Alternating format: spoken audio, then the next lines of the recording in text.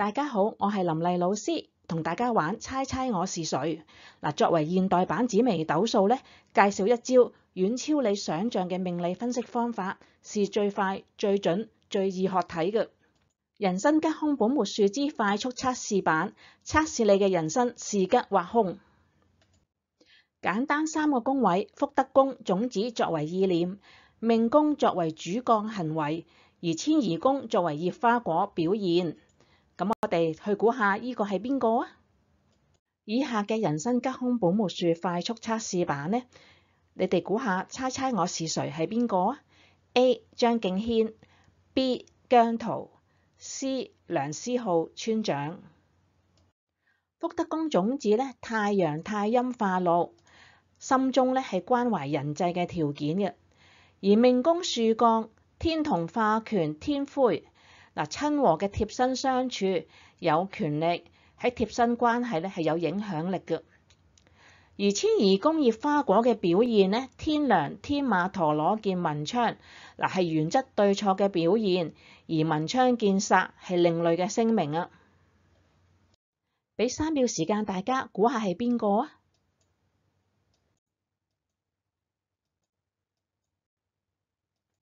答案係 C. 梁思浩村長。種子咧係思慮清澈，而樹幹咧係有力嘅貴人，而花果咧係喜歡秉持原則，講究是非對錯，但有不利嘅報導啊！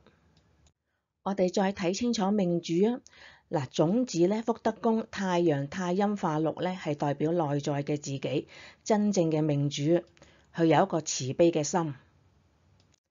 而命宮樹幹咧代表貼身相處、貼身嘅關係，而天同化權咧呢個代表磨練同埋有壓力嘅，因此人生嘅磨練同經歷咧係成就今日嘅佢一個貴人嘅力量啊！